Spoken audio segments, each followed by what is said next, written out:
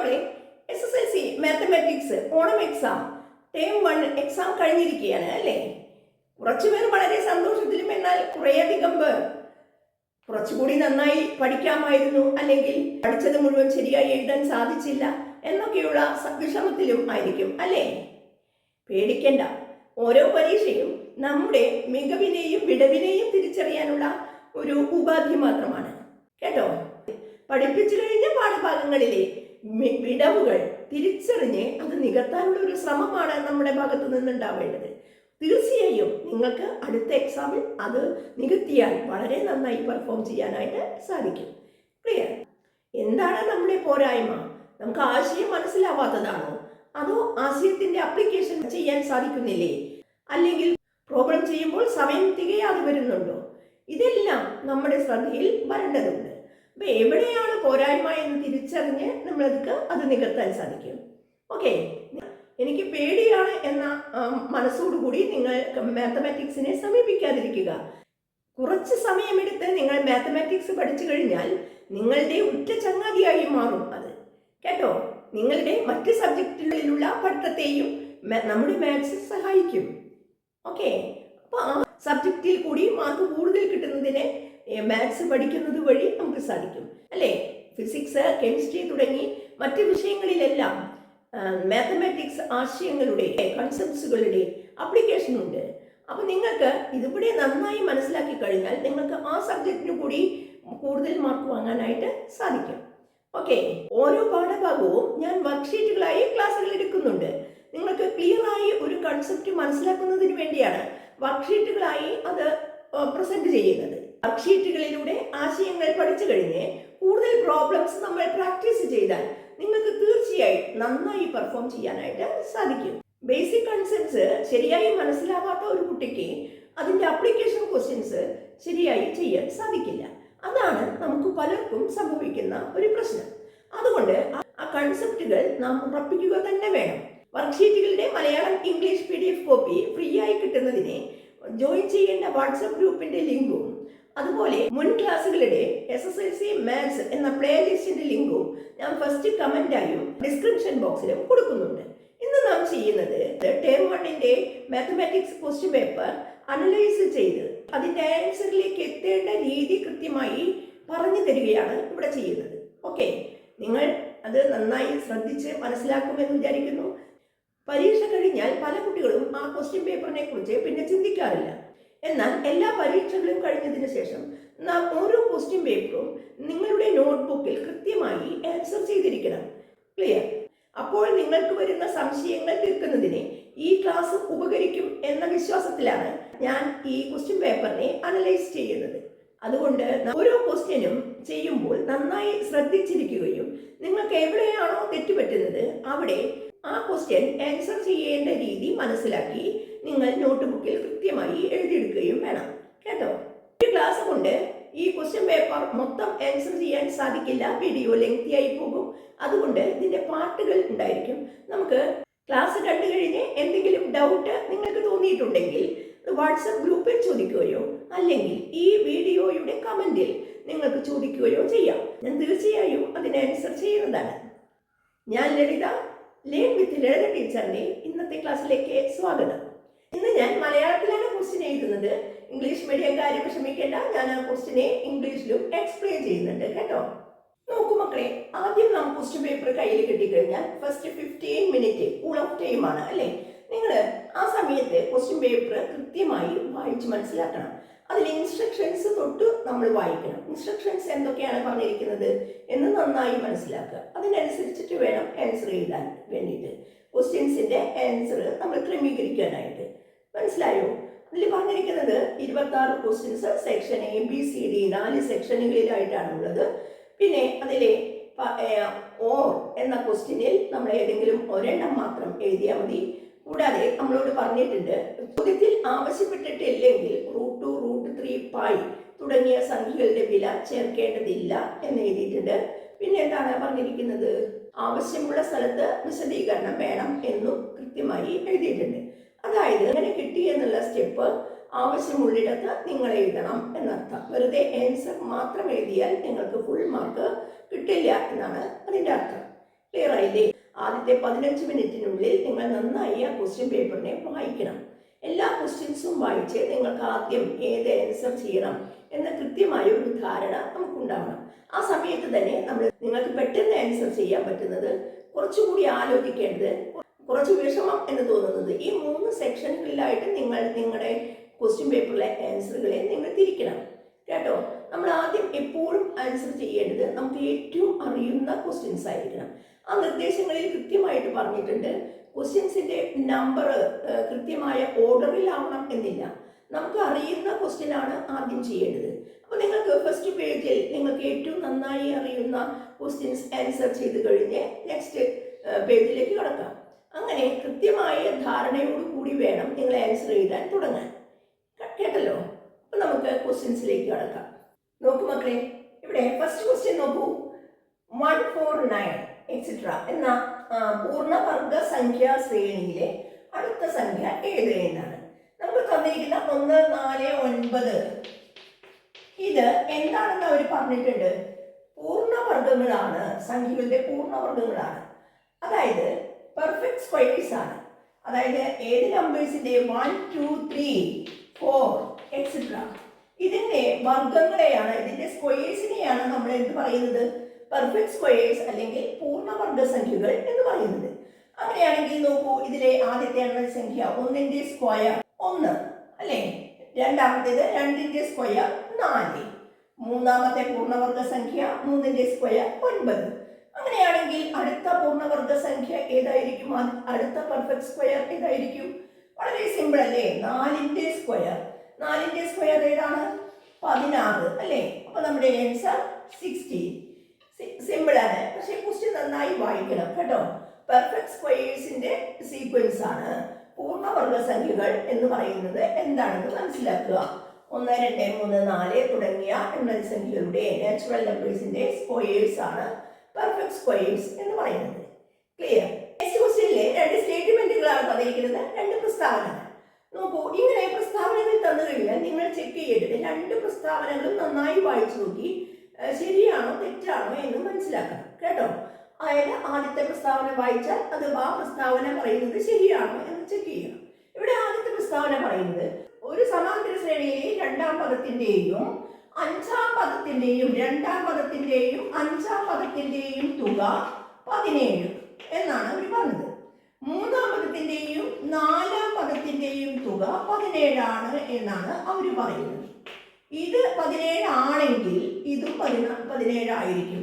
Second term plus fifth term equal to 17 ആണെങ്കിൽ third term plus fourth ടേമും 17 ആയിരിക്കും എന്നാണ് സ്റ്റേറ്റ്മെന്റ്. ശരിയല്ലേ മക്കളെ? എങ്ങനെയാണ് ഇത് ചെക്ക് ചെയ്യുക? നമ്മൾ പഠിച്ചത് എന്താണ്? പൊസിഷന്റെ സമ്മുകൾ തുല്യമാണെങ്കിൽ, അതായത് ഇവിടെ ഏതാണ് സ്ഥാനങ്ങളുടെ തുക? 2 + 5. 2 + 5 ആണ് സ്ഥാനങ്ങൾ അല്ലേ? 2 ആണ് ഇവിടെ സ്ഥാനം. 2ാം പദം 2 ആണ്. ഇവിടെ 5ാം പദം 5 എന്ന സ്ഥാനം. അത് രണ്ടും കൂടി കൂട്ടിയാൽ നിങ്ങൾക്ക് 3ാം പദം എന്ന് പറയുന്ന 3 പൊസിഷൻ 3 ആണ്. ഇവിടെ 4ാം പദം എന്ന് പറയുമ്പോൾ പൊസിഷൻ 4 ആണ്. ഈ തുകയ്ക്ക് തുല്യമാണോ? ഈ തുകയ്ക്ക് തുല്യമാണോ എന്ന് ചെക്ക് ചെയ്യുക. ആണോ? 2 × 5 7, 3 × 4 7 തുല്യമാണ്. ഓക്കെ, തുല്യമാണെങ്കിൽ തീർച്ചയായും നിങ്ങൾക്ക് ഈ സ്ഥാനങ്ങളിലെ പദങ്ങളുടെ തുകയും തുല്യമായിരിക്കും. അതാണ് നമ്മൾ പഠിച്ച കൺസെപ്റ്റ്, ആശയം. ഓക്കെ, അതായത് 2ാം പദം പ്ലസ് 5ാം പദം സമം 3ാം പദം പ്ലസ് 4ാം പദം എന്നതാണ് നമ്മുടെ ആശയം. ഓക്കെ, എങ്കിൽ ഇത് 17 ആണെങ്കിൽ ഇതും 17 ആവില്ലേ?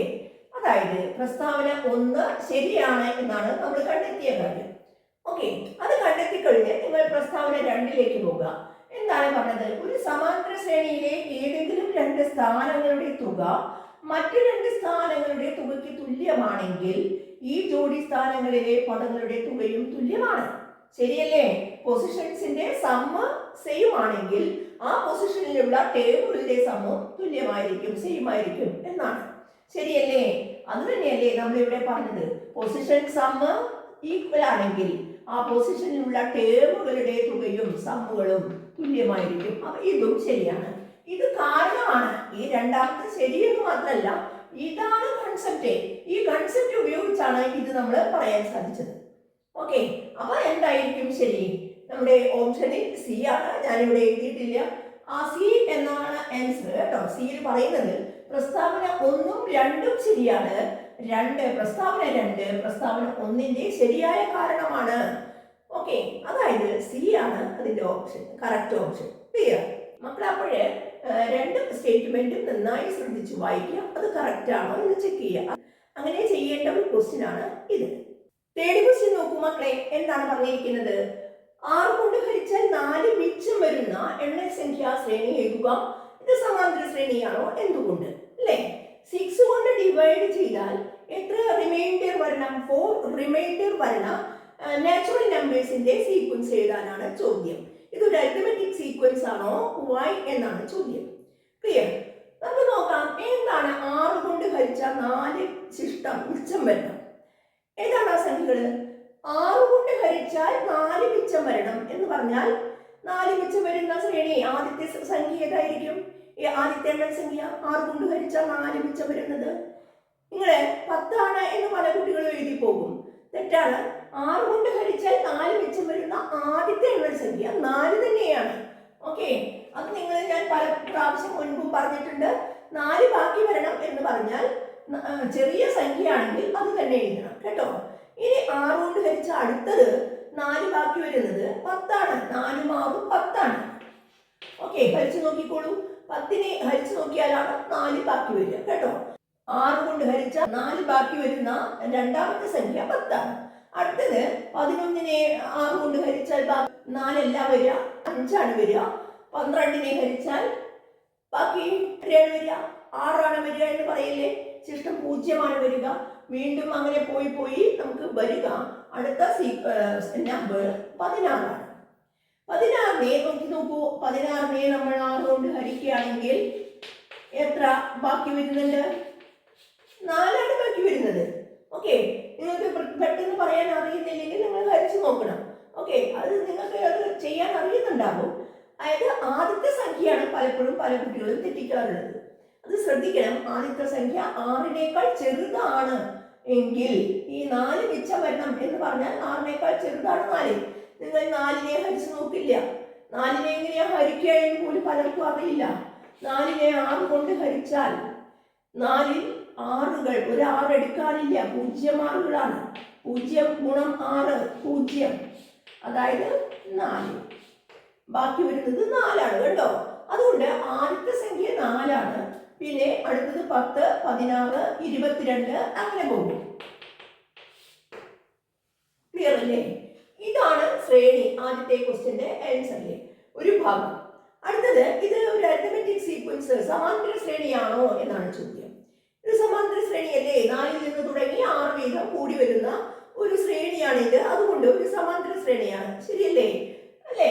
4ൽ നിന്ന് സ്റ്റാർട്ട് ചെയ്തിട്ട് 6 വീതം ആഡ് ചെയ്തു പോകുന്ന ഒരു സീക്വൻസ് ആണ്. അതുകൊണ്ട് ഇതൊരു അരിത്മെറ്റിക് സീക്വൻസ് ആണ് എന്ന് വൈ എന്നുള്ളതിന് കാരണം കൂടി പറയണം. അല്ലെ? അല്ലെങ്കിൽ നിങ്ങൾക്ക് പറയാൻ സാധിക്കുന്നത് ഈ ശ്രേണിക്ക് ഒരു കോമൺ ഡിഫറൻസ് ഉണ്ട്, പൊതുവ്യത്യാസമുണ്ട്. ആ പൊതുവ്യത്യാസം 6 ആണ്. അല്ലേ? അപ്പൊ ഇതൊരു സമാന്തര ശ്രേണിയാണോ? അതെ, ഇതൊരു സമാന്തര ശ്രേണിയാണ്. കാരണം ഇതിനൊരു പൊതുവ്യത്യാസമുണ്ട് 6. അല്ലെ? പൊതുവ്യത്യാസം സമം 6. ക്ലിയർല്ലേ? പൊതുവായ വ്യത്യാസം 10ൽ നിന്ന് 4 കുറച്ചാൽ 6 ആണ്. 16ൽ നിന്ന് 10 കുറച്ചാൽ 6 ആണ്. 22ൽ നിന്ന് 6 കുറച്ചാൽ 6 ആണ്. അങ്ങനെ ഏതൊരു സ്ഥലത്തും ഏതൊരു പദത്തിൽ നിന്നും തൊട്ട് മുമ്പത്തെ പദം കുറച്ചാൽ 6 കിട്ടുന്നു. അതുകൊണ്ട് ഇതൊരു സമാന്തര ശ്രേണിയാണ്, ഒരു അരിത്മെറ്റിക് സീക്വൻസ് ആണ്. ക്ലിയർ ആയില്ലേ? അടുത്ത ചോദിച്ചത് ഇതിന്റെ ബി പാർട്ട് അല്ലെങ്കിൽ ഇത് ചെയ്യാനാണ്. ഓർ പാർട്ടാണ് കേട്ടോ. ഏതെങ്കിലും ഒരെണ്ണത്തിന് ആൻസർ ചെയ്താൽ മതി. നോക്കൂ, ഒറ്റ സംഖ്യകളെ എല്ലാം 10 കൊണ്ട് ഹരിച്ചാൽ കിട്ടുന്ന ശിഷ്ടങ്ങളുടെ ശ്രേണി എഴുതുക. ഓഡ് നമ്പേഴ്സിനെ 10 കൊണ്ട് ഡിവൈഡ് ചെയ്താൽ കിട്ടുന്ന റിമൈൻഡേഴ്സ് എഴുതാനാണ് ചോദ്യം. ഒറ്റ സംഖ്യകളെ 10 കൊണ്ട് ഹരിച്ചാൽ ഏതാ ഒറ്റ സംഖ്യകള്? 1, 3, 5, 7, 9 കഴിഞ്ഞോ? ഇല്ലല്ലോ. 9, 11, 13 എക്സെട്ര. ഇതിനെയൊക്കെ 10 കൊണ്ട് ഹരിച്ചാൽ, ഒറ്റ സംഖ്യകളെ 10 കൊണ്ട് ഹരിച്ചാൽ എത്ര റിമൈൻഡർ വരും? ബാക്കി വരും. 1നെ 10 കൊണ്ട് ഹരിച്ചാൽ ബാക്കി 1 തന്നെ. അല്ലെ? 10നേക്കാൾ ചെറുതാണെങ്കിൽ അത് തന്നെ എടുത്തെഴുതണം കേട്ടോ. 3നെ 10 കൊണ്ട് ഹരിച്ചാൽ 3 തന്നെ ബാക്കി വരും. 5നെ 10 കൊണ്ട് ഹരിച്ചാൽ 5, 7നെ 10 കൊണ്ട് ഹരിച്ചാൽ ബാക്കി വരുന്നത് 7 തന്നെ, 9നെ ഹരിച്ചാൽ 9 തന്നെ. ഇനി 11, വീണ്ടും 11നെ ഹരിച്ചാൽ, 11നെ 10 കൊണ്ട് ഹരിച്ചാൽ 11ൽ നിന്ന് ഒരു 10 എടുത്തു കഴിഞ്ഞാൽ ബാക്കി 1 ആണ് അല്ലേ. അടുത്തത് 13നെ ഒരു 10 എടുത്തു കഴിഞ്ഞാൽ 13നെ 10 കൊണ്ട് ഹരിച്ചാൽ ഒരു 10ഉം ബാക്കി 3ഉം വരും, അതായത് 3 ആണ് ബാക്കി വരിക. ഇത് റിപ്പീറ്റ് ചെയ്യാണ് അല്ലേ. അങ്ങനെ 1, 3, 5, 7, 9, വീണ്ടും 1, 3 ഇങ്ങനെ പോകും. കണ്ടോ, ഈ സീക്വൻസ്, ഈ ശ്രേണി ഒരു സമാന്തര ശ്രേണിയാണോ എന്ന് നോക്കൂ. എങ്ങനെയാ പരിശോധിക്കാം? ഇതിനെ 3ൽ നിന്ന് 1 കുറച്ചാൽ 2 ആണ്, 5ൽ നിന്ന് 3 കുറച്ചാൽ 2 തന്നെയാണ്, 7ൽ നിന്ന് 5 കുറച്ചാലും 2 ആണ്, 9ൽ നിന്ന് 5 കുറച്ചാൽ 2 ആണ്. അപ്പം ആദ്യത്തെ ഒരു 3, 2, 3 എഴുതി കഴിഞ്ഞാൽ ഇതൊരു സമാന്തര ശ്രേണിയാണ് എന്ന് നിങ്ങൾ പറയാൻ പാടില്ല കേട്ടോ. ഒരു കുറച്ചെണ്ണം എന്ന് എഴുതുക, അപ്പൊ നിങ്ങൾക്ക് മനസ്സിലാവും. വീണ്ടും 9 കഴിഞ്ഞാൽ വരുന്നത് 1 ആണ്, 1ൽ നിന്ന് 9 കുറച്ചാൽ 2 കിട്ടുമോ? ഇല്ല. 1ൽ നിന്ന് 9 കുറയ്ക്കുമ്പോൾ ഇവിടെ നെഗറ്റീവ് 8 ആണ് വരിക. ഇവിടെയൊക്കെ 2, 2, 2 അല്ലേ, ഇതിലും 2 വരും. പക്ഷേ 1ൽ നിന്ന് 9 കുറച്ചാൽ നെഗറ്റീവ് 8 ആണ്. അതേപോലെ 3ൽ നിന്ന് 1 കുറച്ചാൽ 2 തന്നെ വന്നു, 5ൽ നിന്ന് 3 കുറച്ചാൽ 2 വന്നു. പക്ഷേ ഇതിൻ്റെ ഇടയിൽ ഒരു നെഗറ്റീവ് 8 വരുന്നുണ്ട്, കണ്ടോ. അതുകൊണ്ട് ഇവിടെ വീണ്ടും അവിടെ അങ്ങനെ ഒരു സംഭവം വീണ്ടും വരുന്നുണ്ട്. 1ൽ നിന്ന് 9 കുറച്ചാൽ നെഗറ്റീവ് 8. അപ്പോൾ ഇതിനൊരു പൊതുവ്യത്യാസം ഇല്ല, അതുകൊണ്ട് ഇതൊരു സമാന്തര ശ്രേണി അല്ല. ക്ലിയർ? കോമൺ ഡിഫറൻസ് ഇല്ല. This sequence has no common difference, therefore this is not an arithmetic sequence. Clear? ഇതൊരു സമാന്തര ശ്രേണി അല്ല, പൊതുവ്യത്യാസം ഇല്ല. അങ്ങനെ തന്നെ എഴുതാം. ഈ ശ്രേണിക്ക് പൊതുവ്യത്യാസമില്ല, അതുകൊണ്ട് ഇതൊരു സമാന്തര ശ്രേണിയല്ല. ക്ലിയർ? നെക്സ്റ്റ് ക്വസ്റ്റ്യൻ നോക്കൂ മക്കളെ. ഇവിടെ പറഞ്ഞിരിക്കുന്നത് 14, 23, 32 എക്സെട്ര എന്ന സമാന്തര ശ്രേണിയിൽ ഏതെങ്കിലും 2 പദങ്ങൾ തമ്മിലുള്ള വ്യത്യാസം 108 ആകുമോ എന്നാണ്. നമുക്ക് തന്നിരിക്കുന്ന അരിത്മെറ്റിക് സീക്വൻസ് 14, 23, 32 എക്സെട്ര എന്നുള്ളതാണ്. ഇതിലെ ഏതെങ്കിലും 2 ടേംസ് തമ്മിലുള്ള ഡിഫറൻസ് 108 ആകുമോ എന്നാണ് ചോദ്യം. എന്താണ് നമ്മൾ ഇവിടെ ഉപയോഗിക്കേണ്ട ആശയം? നമ്മൾ പഠിച്ച കൺസെപ്റ്റ് എന്താണ്? ഏത് 2 പദങ്ങൾ തമ്മിലുള്ള വ്യത്യാസവും പൊതുവ്യത്യാസത്തിന്റെ ഗുണിതമായിരിക്കും എന്നാണ്. ക്ലിയർ? ആ പോയിന്റ് നിങ്ങൾക്ക് അറിയോ എന്നറിയാൻ വേണ്ടിയിട്ടാണ് ഈ ക്വസ്റ്റ്യൻ ചോദിച്ചിരിക്കുന്നത്.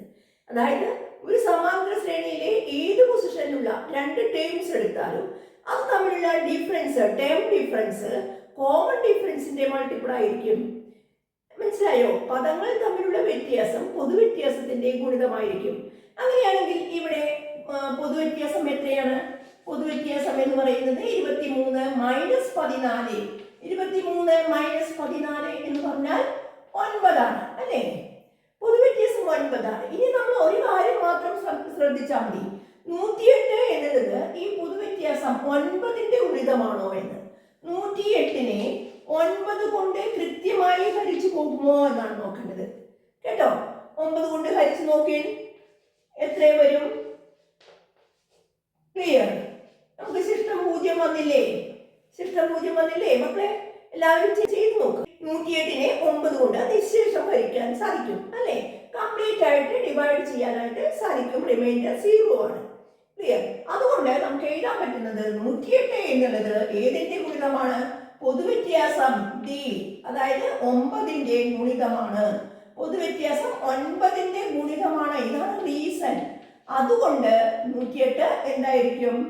വ്യത്യാസമാകും. പദങ്ങൾ തമ്മിലുള്ള പദവ്യത്യാസം ആകും. 108 ടേം ഡിഫറൻസ് ആകും എന്നാണ് നമ്മൾ എഴുതേണ്ടത്. ക്ലിയർ? നെക്സ്റ്റ് ക്വസ്റ്റ്യൻ നോക്കൂ. ഈ ശ്രേണിയുടെ 15ാമത്തെ പദം കണ്ടുപിടിക്കുക എന്നുള്ളതാണ്. 15ാം പദം കണ്ടെത്തണം. നമുക്ക് എന്താണ് തന്നിരിക്കുന്നത്? 15ാം പദം കാണുന്നതിന് നമ്മുടെ കയ്യിൽ ഫസ്റ്റ് ടേം ഉണ്ട് അല്ലേ? ഫസ്റ്റ് ടേം അല്ലെങ്കിൽ x1 അല്ലെങ്കിൽ f. അത് എത്രയാണ്? 14 ആണ്. നമുക്ക് കോമൺ ഡിഫറൻസ് നമ്മൾ കണ്ടുപിടിച്ചിട്ടുണ്ട് 9 ആണെന്ന്. തീർച്ചയായിട്ടും 15th ടേം കിട്ടുന്നതിനെ, 15ാം പദം കിട്ടുന്നതിനെ ആദ്യ പദത്തോടു കൂടി എത്ര പൊതുവ്യത്യാസം കൂട്ടണം? എത്ര പൊതുവ്യത്യാസം? f പ്ലസ് x1 അല്ലെങ്കിൽ f, ഏത് വേണമെങ്കിലും നിങ്ങളുടെ സൗകര്യപ്രകാരം എഴുതാം. 1ാം പദം എന്ന് എഴുതിയാലും മതി കേട്ടോ. 1ാം പദം പ്ലസ് ഈ പൊസിഷൻസ് തമ്മിൽ നോക്കൂ. 15ഉം 1ഉം തമ്മിലുള്ള ഡിഫറൻസ് 14 അല്ലേ? 15ൽ നിന്ന് ഈ പൊസിഷനിൽ നിന്ന് ഈ പൊസിഷൻ കുറയ്ക്കാം. അത്രയും കോമൺ ഡിഫറൻസ് കൂട്ടണം. അതായത് ഫസ്റ്റ് ടേം എന്ന് പറയുന്നത് 14 ആണ്. 14 9കൾ ആഡ് ചെയ്യണം. 14 9കൾ കൂട്ടി നോക്കൂ. എത്രയാണ്? ഇപ്പോൾ 14 9കളുണ്ട്, ഇവിടെ ഒരു 14 ഉണ്ട്. അപ്പോൾ എത്രയും 40 എന്ന് വരും.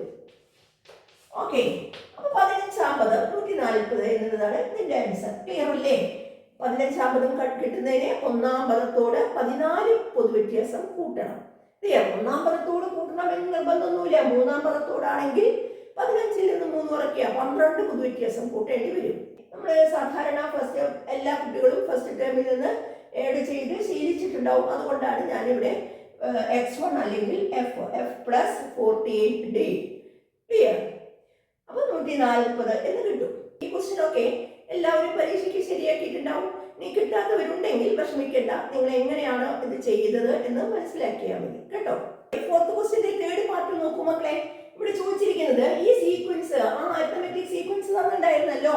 14, 23, 32 തുടങ്ങിയ സമാന്തര ശ്രേണിയിലെ എത്രാമത്തെ പദമാണ് 230 എന്നാണ്.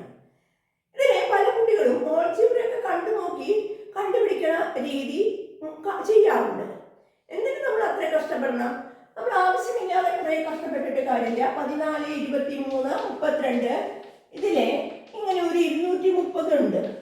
ഇത് എത്രാമത്തെ പദമാണ് എന്നാണ് ചോദ്യം അല്ലെ? ഇത്രയല്ലേ ചോദിച്ചിട്ടുള്ളൂ. അങ്ങനെയാണെങ്കിൽ നിങ്ങൾ നോക്കൂ. ഒന്നാം പദത്തോട് ഒരു പൊതുവ്യത്യാസം കൂട്ടിയാലല്ലേ രണ്ടാം പദം കിട്ടുക. ഒരു പൊതുവ്യത്യാസം കൂട്ടുമ്പോൾ രണ്ടാമത്തെ പദമാണ് കിട്ടുന്നത്. 2 പൊതുവ്യത്യാസം കൂട്ടുമ്പോൾ മൂന്നാമത്തെ പദമാണ് കിട്ടുന്നത്. ക്ലിയർ? അങ്ങനെയാണെങ്കിൽ 14നോടുകൂടി എത്ര പൊതുവ്യത്യാസം കൂട്ടിയിട്ടാണ് 230 കിട്ടിയത് നോക്കിയാൽ പോരെ? 14നും 230നും ഇടയ്ക്ക് എത്ര പൊതുവ്യത്യാസമുണ്ട്? അതായത് തന്ന സംഖ്യ, ഗിവൺ നമ്പർ, തന്ന സംഖ്യയിൽ നിന്ന് നിങ്ങൾ എന്ത് ചെയ്താൽ മതി?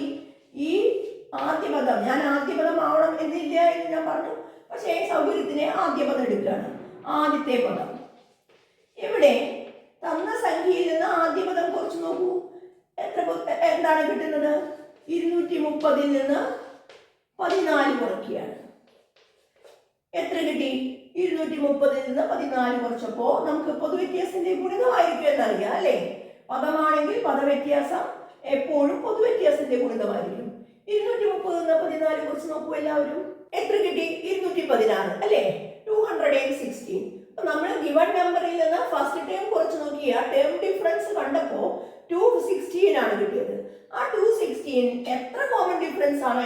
14ൽ നിന്ന് 230ലേക്ക് എത്താൻ എത്ര കോമൺ ഡിഫറൻസ് കൂട്ടിയിട്ടുണ്ട്, എത്ര പൊതുവ്യത്യാസം കൂട്ടിയിട്ടുണ്ട് എന്നാണ്. അപ്പൊ 216ൽ എത്ര പൊതുവ്യത്യാസമുണ്ട്? ഇതിനെ 9 കൊണ്ട് ഹരിച്ചു നോക്കുക.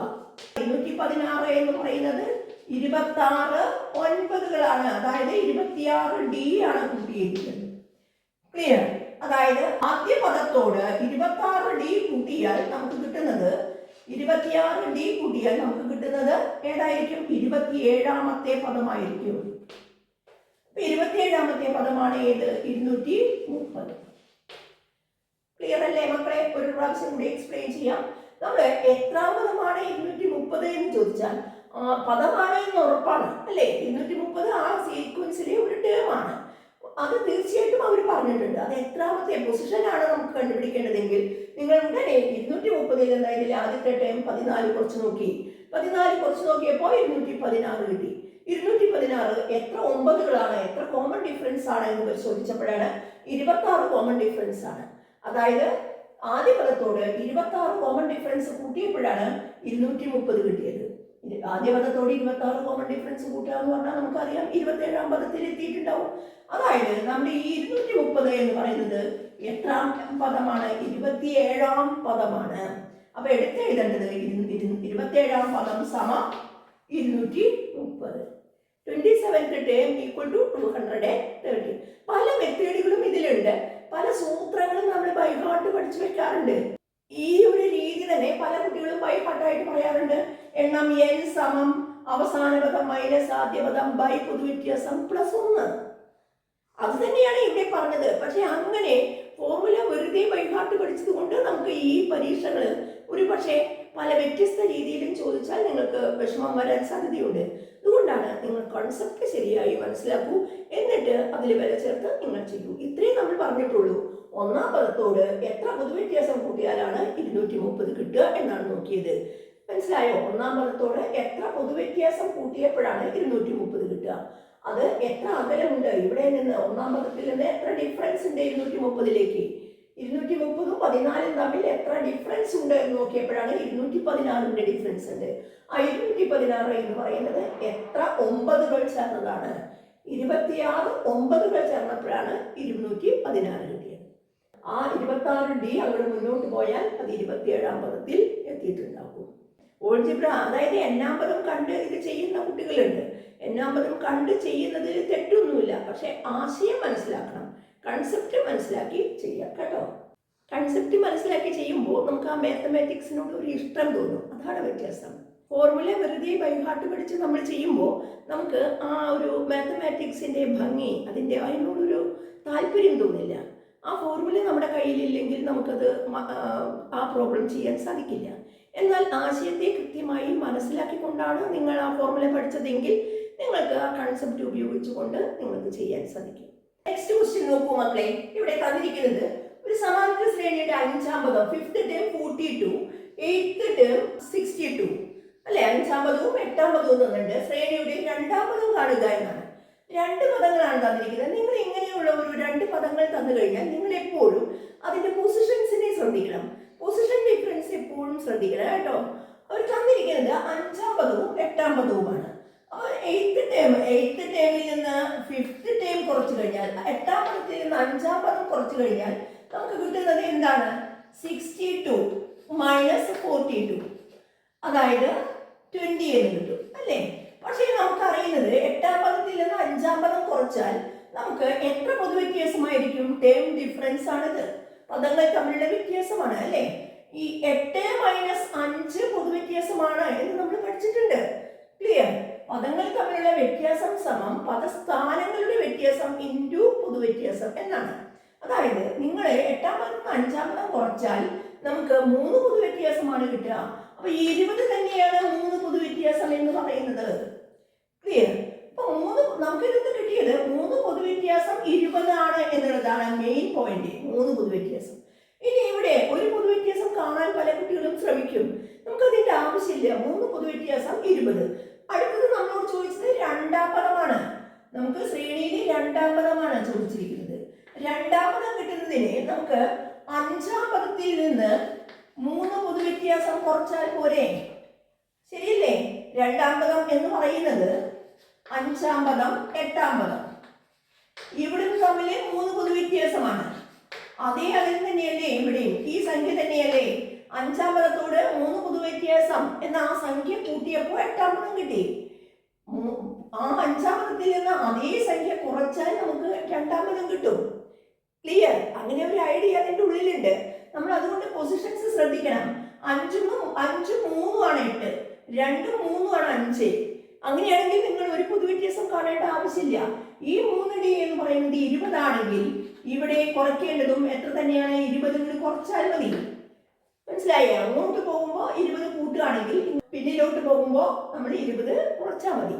അതായത് നമുക്ക് കിട്ടുന്നത് ഈ 5ാം പദത്തിൽ നിന്ന് 3 പൊതുവ്യത്യാസം കുറച്ചാൽ മതി.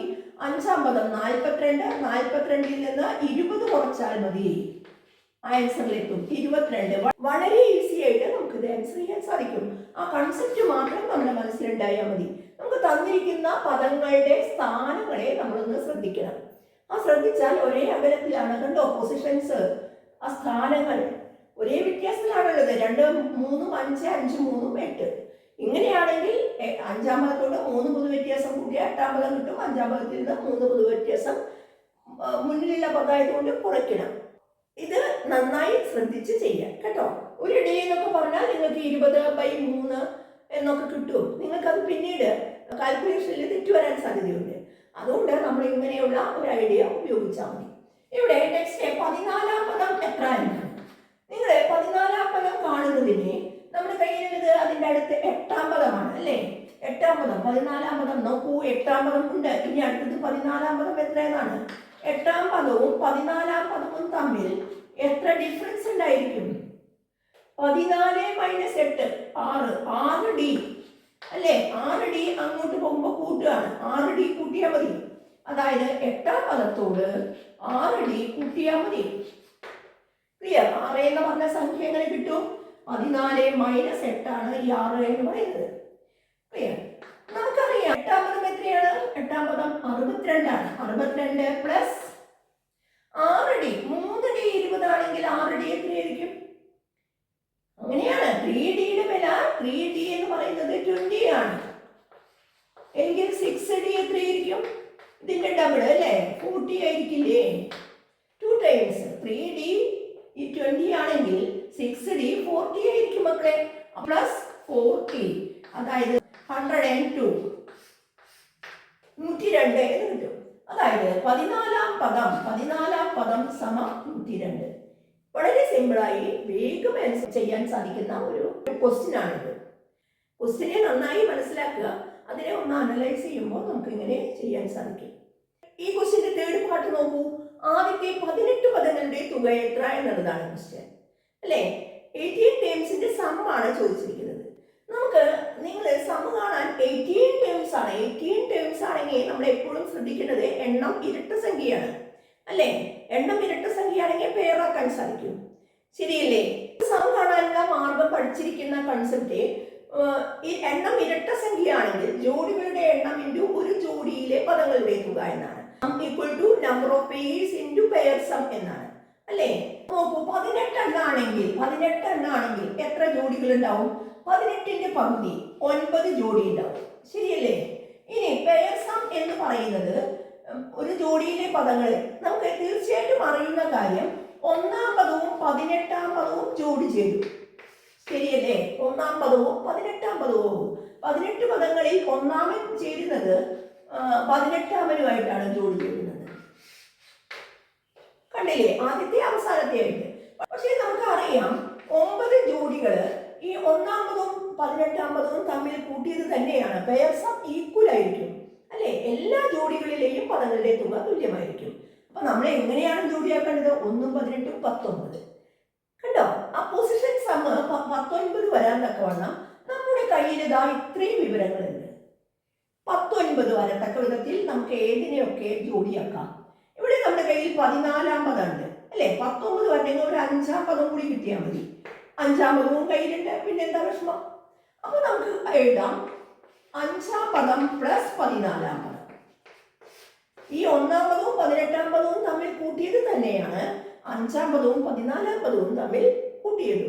അങ്ങനെയാണെങ്കിൽ pair sum 9 into pair sum എത്രയായിരിക്കും? 5ാം പദം 42 പ്ലസ് 14ാം പദം 102. ഓക്കെ, ഇനി നിങ്ങൾക്ക് ചെയ്യാൻ സാധിക്കും 9 ഇൻറ്റു 144 കണ്ടുപിടിച്ച് നോക്കൂ. 144 ഇൻറ്റു 9 എത്ര കിട്ടിയിട്ടുണ്ടാവും? 1296. അതായത് ആദ്യത്തെ 18 പദങ്ങളുടെ തുക എത്ര കിട്ടി? 1296 എന്ന് കിട്ടി.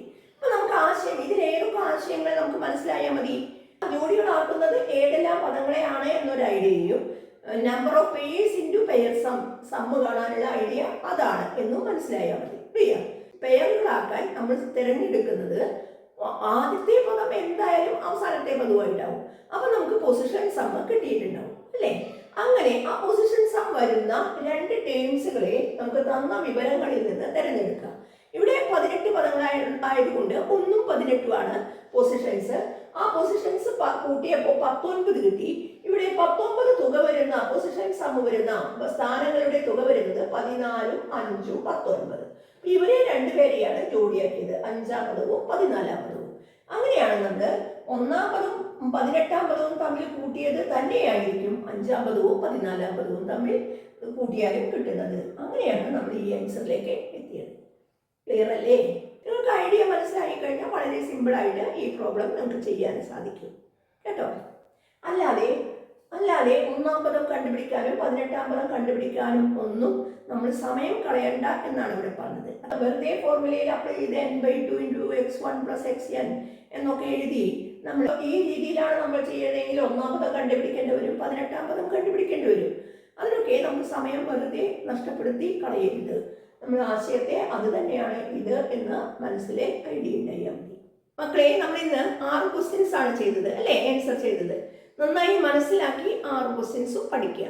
ഒരു ക്വസ്റ്റ്യൻ പഠിക്കുമ്പോൾ അതിലെല്ലാം നിങ്ങൾക്ക് അറിയില്ലാത്ത ആശയങ്ങളെ കൃത്യമായി എഴുതിയെടുത്ത് മനസ്സിലാക്കാൻ ശ്രമിക്കുക. പിന്നീട് അത്തരം പ്രോബ്ലംസ് വരുമ്പോൾ നമുക്ക് അപ്പോഴേ വിഷമമില്ലാതെ ചെയ്യാൻ സാധിക്കും. ഓക്കെ, ബാക്കി ക്വസ്റ്റ്യൻസിന്റെ ഡിസ്കഷനുമായി നമുക്ക് അടുത്ത പാർട്ടിൽ കാണാം. ബൈ.